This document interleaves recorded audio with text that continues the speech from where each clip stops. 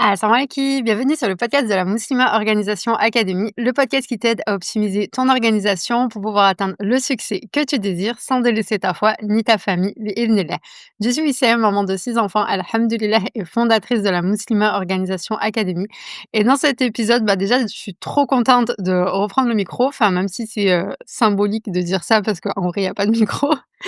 Mais d'ailleurs, je vais faire un réel Insta, pour montrer un petit peu les coulisses et la manière dont j'enregistre le podcast, tu vas rigoler. Mais alhamdoulilah, enfin, j'ai l'impression d'avoir une voix trop bizarre. Je suis désolée, ça fait longtemps que j'ai pas enregistré et il s'est passé plein de choses, comme d'habitude, alhamdoulilah. Donc voilà, les enfants malades, moi malade, la perte, enfin, pas les clés de la maison, on était enfermés en dehors de chez nous, enfin bref, plein de péripéties. Alhamdoulilah, donc là, je sais pas, mais j'ai l'impression que j'ai encore une voix bizarre. Pourtant, je pensais que ça allait mieux, mais bon, khir Inch'Allah, c'est pas grave. Alors, aujourd'hui, épisode un peu spécial, épisode super en retard, mais qui me tenait à cœur de faire quand même, parce que, voilà, je voulais quand même clôturer cette série spéciale, Ramadan. J'espère qu'elle t'a été bénéfique, bi'idhnillah. J'aurais aimé faire plus d'épisodes, mais bon, alhamdoulilah, pour une première série et pour un début de lancement de podcast et tout, c'est pas mal. Je crois qu'on va être à 17-18 épisodes. Donc, alhamdoulilah, c'est déjà pas mal. Mais ça me tenait à cœur quand même, même si c'est un petit peu en retard, de faire un épisode pour qu'on puisse clôturer ça ensemble. Et de se dire: OK, en fait, là, l'objectif, c'est de partir sur de bonnes bases, parce que, même si Ramadan, ça s'est pas passé, exactement comme tu voulais, peut-être que l'Aïd, ça s'est pas passé exactement comme tu voulais, peut-être que tu es contente, peut-être que tu es déçue. Peu importe, en tout cas, j'espère que tu as fait ton bilan, mais peu importe que ton bilan, il soit positif ou négatif, voilà, Ramadan, c'est un tremplin, comme je te l'ai déjà dit, c'est une parenthèse qui n'est pas vraiment une parenthèse parce que en fait, c'est une parenthèse dans ton quotidien parce que oui, il y a plein de choses qui sont plus faciles pendant Ramadan et qui sont mises en stand-by et tout, pendant Ramadan. Donc on est un petit peu dans notre bulle et tout, mais ça doit pas juste être une parenthèse de une fois que la parenthèse elle est fermée, ça y est, c'est bon, je passe à autre chose, mais vraiment voilà, de voir Ramadan comme un tremplin et de se dire: «OK, maintenant que Ramadan il est terminé, en fait, comment je vais utiliser, en fait, l'entraînement intensif, on va dire, que j'ai fait là pendant le mois de Ramadan, comment je vais l'utiliser? Comment je vais faire en sorte, bi'idhnillah, de le maintenir au maximum pour, atteindre, le prochain mois de Ramadan, bi'idhnillah, en étant, une meilleure personne, une personne qui a évolué, que ce soit spirituellement, dans ses relations, voilà, dans tous ces domaines de vie et tout pour que au mois de Ramadan prochain tu puisses l'utiliser encore une fois comme un tremplin bi'idhnillah et aller encore une fois à chaque fois plus haut et voilà, enfin, passer des paliers au niveau, spirituel, au niveau apprentissage, au niveau relationnel, plein de choses. Donc en fait, ce que tu dois te dire, c'est, déjà, qu'est-ce que je dois garder de ce mois dans ma vie de tous les jours? C'est-à-dire, en fait, qu'est-ce qui m'a fait du bien, pendant ce mois? Qu'est-ce que j'ai réussi à mettre en place pendant ce mois qui m'a fait du bien, alhamdoulilah, et que j'ai envie de maintenir tout au long de l'année, bi'idhnillah. Je sais que ça peut sembler vraiment, anodin comme question, enfin voilà, c'est très simpliste, mais en vrai, c'est une question qu'on prend pas le temps de se poser ou alors qu'on va se poser, mais vraiment de manière superficielle et du coup, on va pas vraiment, faire les choses qu'il faut pour, pour maintenir, ce qu'on a envie de maintenir, garder les bonnes habitudes et tout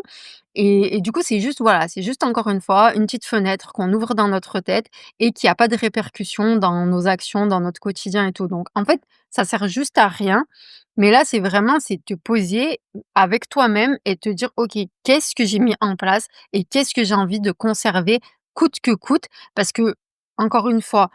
tu vas pas tout pouvoir conserver, c'est normal, c'est chez tout le monde pareil et tout, mais il y a quelque chose, 1 chose, 2 choses, 3 choses, voilà, pas plus, que tu dois te dire: «Ça, coûte que coûte, je le lâche pas» et encore une fois, vraiment, je le précise même si ça me semble, heu pas utile de le préciser, mais je le précise quand même. Ça veut absolument pas dire je suis pas en train de te dire: «Lâche tout et garde qu'une habitude».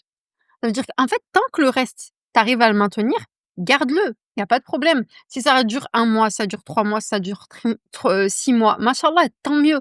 Ne n'abandonne pas tout en te disant: «Bah, de toute façon, je pourrais pas tout maintenir, donc je vais garder qu'une chose». Non, tant que ça reste ces habitudes que tu avais pendant Ramadan, tant mieux, conserve-les. Par contre, dans ta tête, tu dois être clair avec toi-même et savoir qu'au fur et à mesure, quand tu vas avoir des imprévus, quand tu vas avoir des difficultés, quand tu vas être submergé, par la dounia, par plein de choses qui vont revenir et tout, et ben, tu dois savoir que petit à petit, oh, ça va être OK de, voilà, de qu'il y ait des petites habitudes, des petites choses, qui s'enlèvent, qui reviennent à l'état d'avant et tout. Mais tu dois être focus sur un truc, de te dire: «Ça non». Ça, même si c'est difficile, ça, même s'il y a plein d'imprévus, ça, même si vraiment, voilà, je suis épuisée, il y a plein de choses, ça, je dois le maintenir, bi'idhnillah. Voilà, c'est vraiment c'est vraiment la différence, en fait, entre, voilà, tout lâcher et se dire: «Non, je garde qu'un truc et tout», ou ne même pas avoir une chose en tête où tu vas te dire: «Non, bah, c'est absolument ça que je dois garder». Là, c'est un peu, comment dire ça? Un hybride, tu vois? Un mélange d'un peu tout qui te permet de conserver ce que tu peux continuer à faire. Tant que tu peux continuer à le faire, mais en ayant dans un coin de ta tête, ton focus et ton habitude que tu dois absolument conserver. Ton habitude que tu dois absolument conserver, ça peut être des petites choses. Ça peut être déjà des choses basiques comme maintenir le fait de faire tes prières à l'heure. Enfin, c'est la base, mais déjà c'est super important. Ça peut être, je donne des exemples, d'élèves de la Muslim Organisation Academy puisque ça fait partie du travail qu'on a fait. Donc c'est les exemples qui me viennent en tête. Mais voilà, ça peut être le fait de prier en famille, de conserver le fait de prier plus souvent en famille quand c'est possible. Hem, D'autres exemples, ça peut être voilà, ça peut être sur les routines d'apprentissage, des enfants, les routines du soir, les invocations, les choses comme ça, la lecture du Coran bien évidemment. Voilà, enfin bref, sois claire, sois précise sur tes routines que tu veux absolument, enfin tes routines. C'est pas forcément à la base, c'est pas forcément une routine, c'est composé de plusieurs habitudes, donc en fait, si tu as aucune habitude qui est ancrée au départ, on parle plus d'habitude, donc concentre-toi sur une habitude et vraiment ça devient des routines quand ça devient des maillons, en fait, d'habitudes ancrées que tu vas mettre les unes à la suite des autres avec des éléments déclencheurs et tout ça, je t'en ai déjà parlé. Mais voilà, tu as compris. Même si je te dis routine et que toi, c'est pas encore une routine, c'est juste une habitude isolée. Mais en tout cas, sois vraiment focus sur ça et essaye de le maintenir pour ne pas arriver, l'année prochaine, pour le mois de ramadan de l'année prochaine, bi-idhnillah, si on est encore en vie, avec zéro bagage, avec zéro évolution et du coup, ben, avoir toujours cette impression qui est très frustrante en plus, qui est très, culpabilisante et tout, de dire: «Bah, en fait, j'ai l'impression de tourner en rond, j'avance pas, j'évolue pas, et mes enfants, ils grandissent et du coup, j'ai l'impression de pas évoluer moi-même, donc de pas avoir de choses à leur transmettre et cetera et donc du coup, d'être vraiment dans ce mindset, un petit peu cet état d'esprit qui est pas top. Donc voilà. Donc qu'est-ce que je garde de ce mois, de ramadan dans ma vie de tous les jours, bi-idhnillah? Ensuite, tu peux te poser aussi la question, c'est moi j'aime bien ce mot, je sais pas, comment j'honore ce que j'ai vécu, en fait? En avançant, en essayant de purifier mon intention. J'aime bien le mot «honorer», je sais pas pourquoi, subhanallah, c'est comme quand tu te dis au lieu de te dire, «Oui, je veux gagner du temps, je veux gérer mon temps, je veux, faire ceci, je veux m'organiser», enfin, je sais que ça, c'est souvent le truc classique qu'on me sort dans les appels, c'est, «OK, je veux m'organiser parce que je veux plus de temps, je veux gagner du temps, je veux mieux gérer mon temps et tout». Et en fait, je trouve que le fait juste des fois de remplacer certains mots, subhanallah, ça nous met dans un autre état d'esprit et déjà, le fait d'être dans un autre état d'esprit, on change notre relation et déjà, subhanallah, rien que ça, tu te dis: «Mais tu as rien fait, tu as même pas fait vraiment d'action concrète» et rien que ça, en fait, ben, ça a des répercussions et je trouve que en fait, te dire: «Comment j'honore mon temps?» Comment, en fait, j'honore le temps qu'Allah subhanahu wa ta'ala, il m'a donné? Du coup, tu es plus concentré sur je dois gagner du temps parce qu'en vrai de vrai, tu auras pas plus de 24 heures, mais tu es plus concentré sur: «Je dois gagner du temps, je dois gérer mon temps et tout» et des choses qui en fin de compte, ben, tu aucun pouvoir dessus. Mais du coup, ça va te permettre de te concentrer sur là où tu as,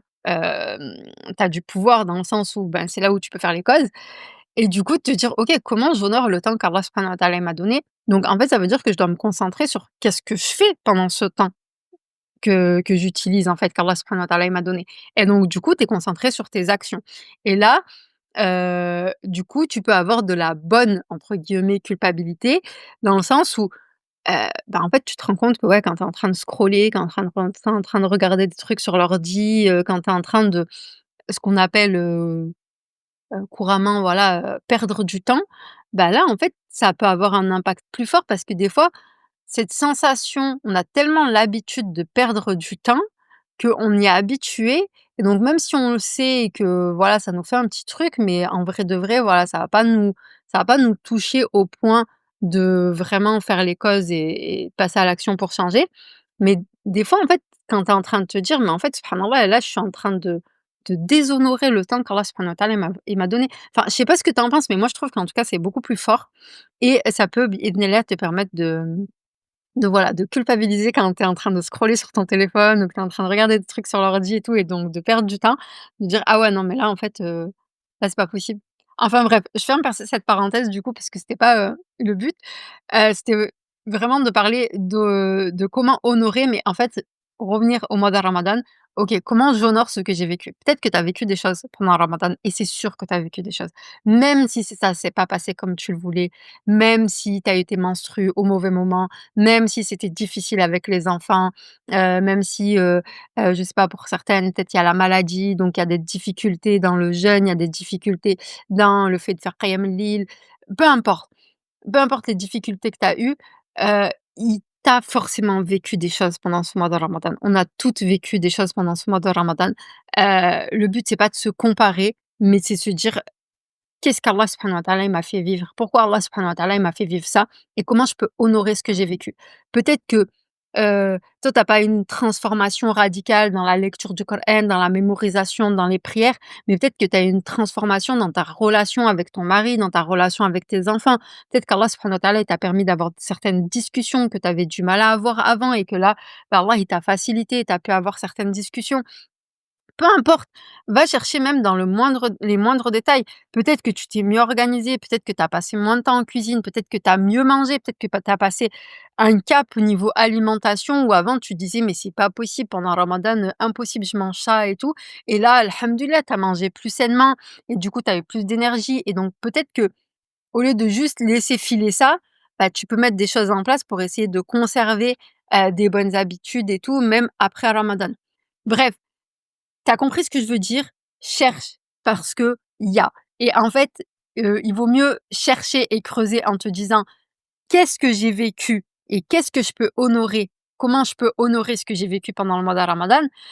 Et donc du coup, là, en fait, tu es en train de dire à ton cerveau: «Il y a quelque chose, c'est sûr, il y a quelque chose, va le chercher. Peu importe ce que c'est, mais va le chercher». Plutôt que si tu commences à te dire: «Ouais, mais non, mais en fait, c'était pas ouf et puis, j'ai pas atteint mes objectifs et puis ceci, cela». En fait, tu pars en te disant que potentiellement, il y a rien, donc en fait, tu vas pas forcément trouver quelque chose et tout. Moi, je te dis: «Il y a quelque chose, c'est sûr, juste, va le chercher, en fait, trouve-le, note-le et réfléchis à comment tu peux honorer ça et comment tu peux, mettre des choses en place pour venir nourrir, en fait, ce que tu as vécu pendant le mois de Ramadan pour que ça puisse je sais pas, en fait, comment quelle image te donner, mais pour que ça puisse fleurir, en fait, que ça puisse s'épanouir sur le reste de l'année bi-idhnillah. Bon, je m'emporte un peu, c'est la reprise, mais voilà, en fait, alhamdoulilah, c'est tellement important et je trouve qu'on passe tellement vite à autre chose. Enfin, là, c'est dingue, mais je me dis, en fait, voilà, moi, je suis en retard, là, sur, l'épisode de podcast que je voulais faire et je me dis: «Mais en fait, peut-être que la plupart des gens, ça y est, Ramadan, il est fini, l'Aïd, il est passé, ça y est, ils sont passés à autre chose, ils sont un peu en train de penser à leur mois de Ramadan, à faire le bilan, à essayer d'utiliser, d'honorer ce qu'ils ont vécu, de réfléchir à comment maintenir tout ça tout au long de l'année. Alors que je me dis: «Mais en vrai, tu sais, ça fait pas si longtemps que ça», tu vois? Enfin bref. Ensuite, Quelques questions aussi que tu peux te poser, qui peuvent, t'aider aussi là dans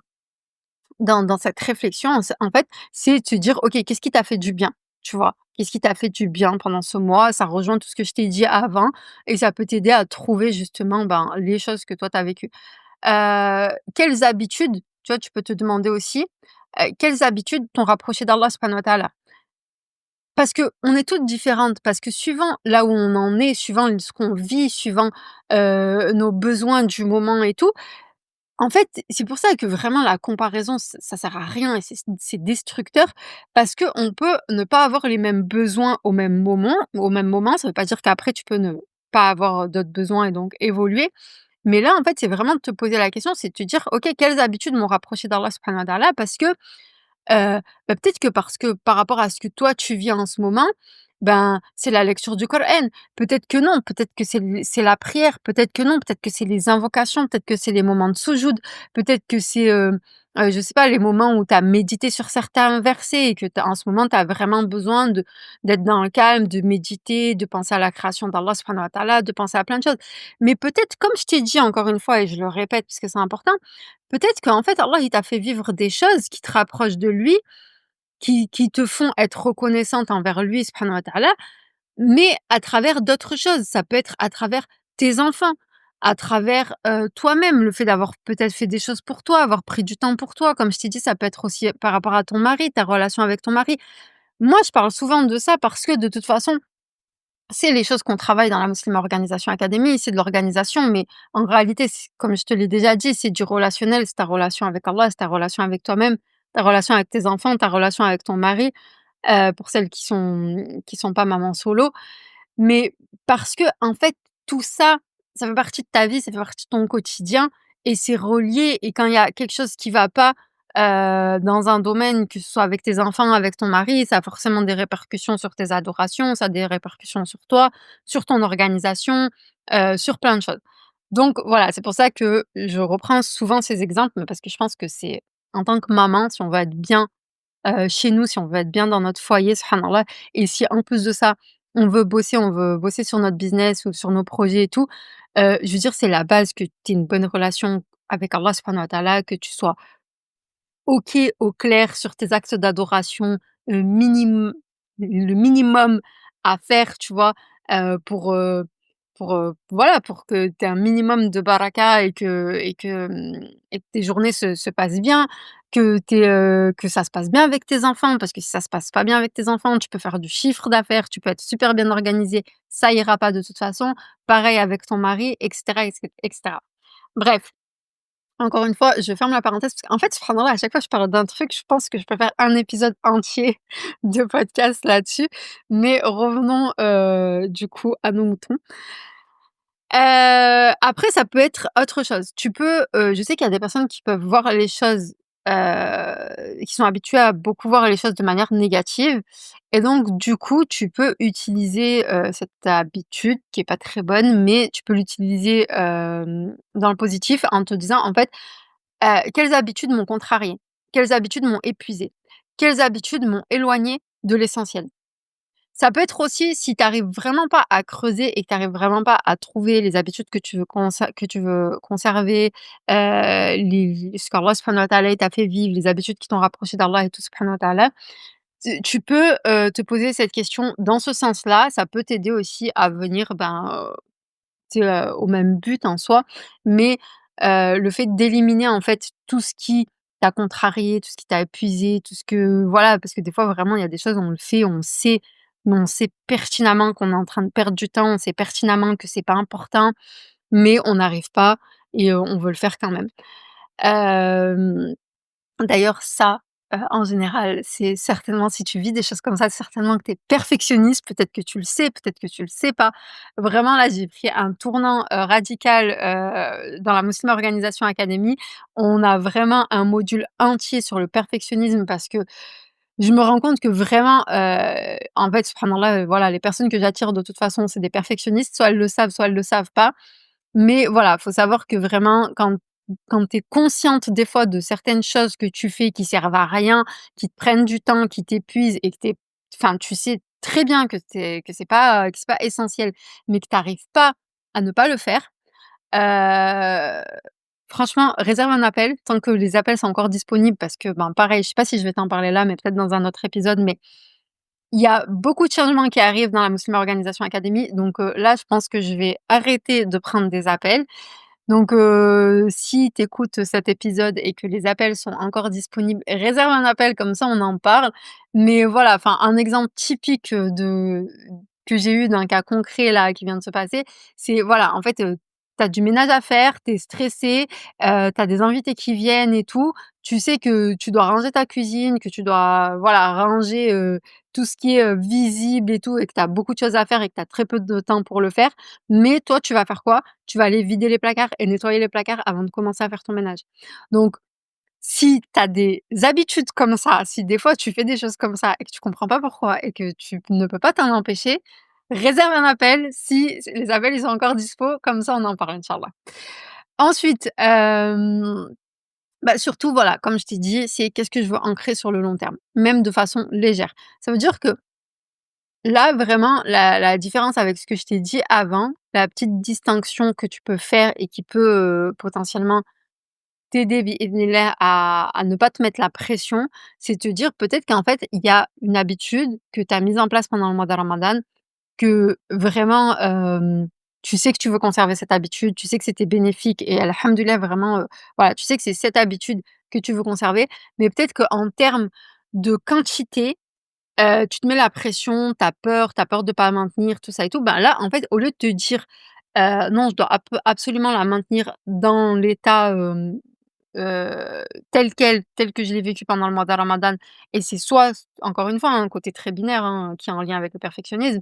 c'est soit tout, soit rien. Donc soit je la maintiens comme ça et je vais persister, persister, persister jusqu'à que je vais tout abandonner et du coup, je vais tout arrêter. Là, c'est de te dire, d'être consciente et de te dire: «Ben, peut-être que c'est OK, que si à un moment donné, j'ai besoin d'alléger, j'allège, mais je veux pas lâcher» et ça, encore une fois, peut-être que l'exemple qui te vient, c'est juste la lecture du Coran. Parce que, ben, voilà, ce qui nous vient en premier de se dire: «OK, ben, peut-être que j'arriverai pas à lire autant que pendant le mois de ramadan et tout», mais maintenir quand même cette relation de lecture du Coran quotidienne. Mais en réalité, c'est pas que pour la lecture du Coran. En réalité, ça peut être pour plein d'autres choses. Ça peut être, comme je t'ai dit, ça peut être, même pour ton dhikr, pour tes invocations, pour, les routines avec les enfants, les apprentissages, que tu transmets à tes enfants. Ça peut être, comme j'avais pris l'exemple, le fait de prier en famille et tout, ben, peut-être que c'est plus compliqué en dehors de Ramadan et tout, mais au moins de voilà, de te dire, bah, au lieu qu'il y ait plus rien du tout jusqu'au prochain ramadan et que ça y est, chacun il refait sa prière de son côté et tout en mode solo, bah, au moins essayer de sécuriser une prière par jour et de se dire: «OK, on fait tous l'effort, au moins cette prière-là, on l'a fait ensemble». Ça peut être aussi, pour les prières surérogatoires. Peut-être que pendant ramadan, bah, tu as pris l'habitude de tous les faire et peut-être que là, ben, voilà, tu as peur d'être, prise dans la dounia encore une fois, dans les imprévus, dans plein de choses et te dire: «Ben, voilà, c'est encore une fois, c'est soit tout, soit rien» et là, peut-être te dire non. Te dire: «Ben, je vais essayer au maximum de tout maintenir, mais voilà, si vraiment j'ai des imprévus, je suis fatiguée, il y a des les enfants, ceci, cela, la maladie et tout, OK, quelle prière surérogatoire je veux absolument maintenir?» Peut-être, par exemple, la salat ad-duha, peut-être, je sais pas moi, de les prières, avant Dhuhr, après Dhuhr, enfin, peu importe en fait, c'est à toi de voir par rapport à ta journée, les moments où tu peux vraiment essayer de sécuriser ça et te dire: «Bah, même quand je suis fatiguée, même quand il y a plein d'imprévus, bah, je sais que voilà, peut-être ça la tête duha vers 9 heures vers 10 heures et peut-être, je sais pas, peut-être que Dhuhr, c'est pas un bon exemple, peut-être que c'est, les 2 rak'at après le maghrib», tu vois? Que tu peux plus sécuriser, te dire: «OK, ben, au moins ça et ça, j'essaye de pas les lâcher toute l'année, que ça devienne vraiment, normal, comme mes prières obligatoires et que ça y est, je puisse plus ne pas les faire et peut-être que, ben, les autres, des fois tu vas les faire, des fois tu vas pas les faire et peut-être que ce sera, l'année prochaine, après le prochain ramadan que tu arriveras biidhnillah à en intégrer des autres que tu lâcheras plus et cetera et cetera. Enfin bref, je te donne beaucoup d'exemples, mais c'est vraiment pour te permettre en fait d'essayer d'aller plus loin et de visualiser en fait plus de choses que juste ce qu'on a l'habitude, de voir et de se dire voilà, juste, lecture du Coran. Quand je dis juste, astaghfirullah, c'est pas dans le sens, juste la lecture du Coran, c'est de se dire en fait, tes habitudes, elles se limitent pas à ça. Il y a plein d'autres choses que tu peux mettre en place et il y a plein d'autres choses que tu dois sécuriser et il y a plein d'autres choses où tu peux te poser la question de: «OK, c'est pas tout ou rien, peut-être que je peux alléger, peut-être que je peux, sélectionner et tout». Bref, voilà. Donc ensuite, ben, par rapport à ça, je pense que je te l'ai déjà dit aussi, mais ce que je voulais, revoir, c'est de se dire, ouais, ne laisse pas Shaitan, en fait, te dire: «Ben, ça y est, Ramadan, il est fini, peut-être que ça s'est pas bien passé et khalas, inch'Allah, l'année prochaine, je ferai mieux». Ça, c'est vraiment un piège, encore une fois, un piège, je pense chez tout le monde, mais qui est encore plus présent chez les perfectionnistes parce que vraiment ça, mais Shaitan, il se joue de nous et encore une fois, hein, j'ai fait un épisode sur Shaitan et tout, mais heu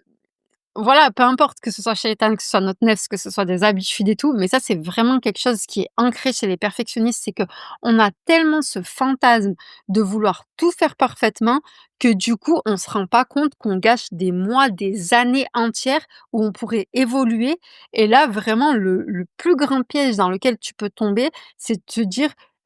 «Tant pis, j'ai gâché ce mois de ramadan, il s'est pas passé comme prévu et ben, je vais attendre le prochain et le prochain, bi-idhnillah, je serai au top». Mais en fait, non, le prochain, tu vas vivre exactement la même chose, les mêmes choses que tu as vécues chaque année en où tu avais l'espoir que ce soit complètement différent. Parce qu'en fait, si tu avances pas, si tu évolues pas tout au long de l'année,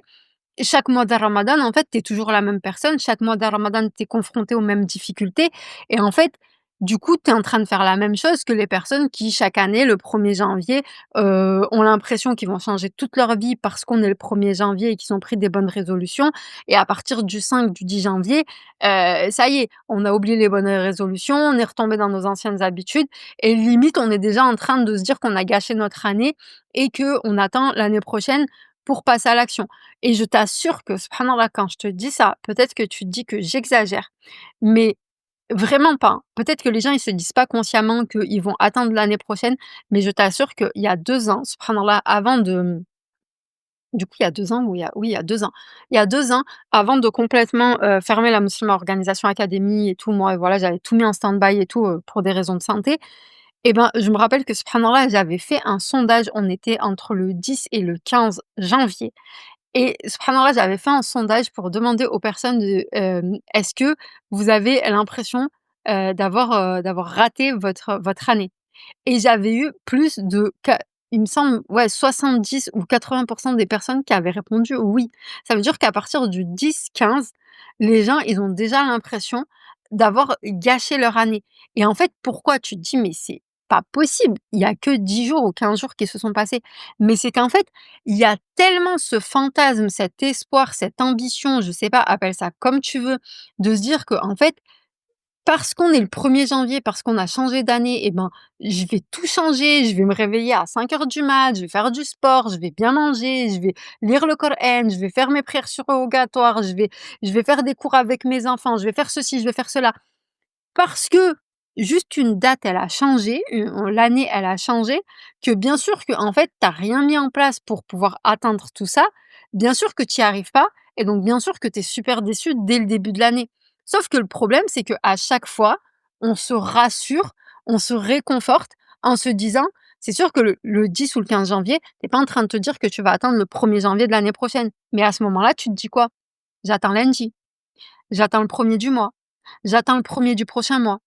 Et cetera, et cetera, et cetera et après tu arrives dans les derniers mois, bah, là, tu es plus enclin à te dire: «Bah, tant pis, c'est foutu, le 1er janvier de l'année prochaine, inch'Allah, là, c'est bon, je vais être au top et tout». Mais en fait, si tu fais jamais rien pour changer et pour devenir cette personne qui va maintenir les habitudes que tu as envie de mettre en place, que ce soit,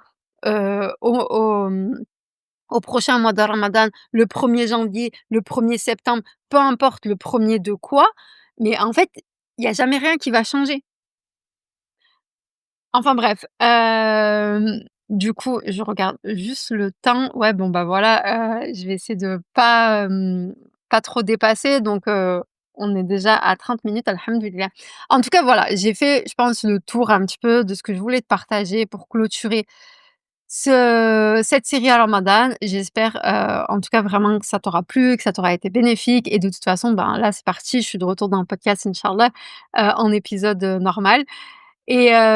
comme je te l'ai dit, plein de changements dans la Muslim Organisation Academy. Vraiment, réserve ton appel, je te le conseille et en plus de ça, vraiment là, ce sera les dernières, réservations, les dernières inscriptions en tout cas à ce tarif-là. C'est-à-dire que vraiment tout va changer et le tarif, il va changer aussi, il va évoluer et c'est pas juste, en mode, blabla, pour te dire, «Vas-y, il y a une promo» et en vrai, il y a pas de promo. C'est juste que là, tu peux bénéficier de les nouveautés qu'il va y avoir avec le tarif, de l'ancien, fonctionnement, on va dire, de la Muslim Organisation Academy et je pense que là, vraiment, c'est la dernière fois, même en mode promo, il y aura plus jamais ce prix-là. Donc si tu veux réserver un appel, si tu veux vraiment, te transformer bi'idhnillah, changer ton organisation, ta relation avec Allah subhanahu wa ta'ala, ta relation avec toi-même, ta relation avec tes enfants, ta relation avec ton mari et en plus de ça, ben, pouvoir, développer ton projet, clarifier un projet, t'organiser pour avoir du temps pour bosser dessus et tout. Ou si tu as déjà un projet, mais que tu étais en mode, «Je voulais faire un projet pour, offrir une meilleure qualité de vie à mes enfants» et qu'au final, tu es toujours derrière ton ordi, toujours en train de bosser et que tu as l'impression, que tu pourrais être coach business, coach parental, mais que tu arrives pas à passer à l'action et que tu arrives pas à vraiment, changer, ton quotidien et ben, c'est le moment de réserver un appel et de rejoindre la Muslimah Organisation Academy. Donc voilà, je te laisse, j'espère en tout cas te retrouver en appel. Je te laisse avec cet épisode et avec les questions à te poser bi'idhnillah et je te dis au prochain épisode inch'Allah. Assalamu alaikum.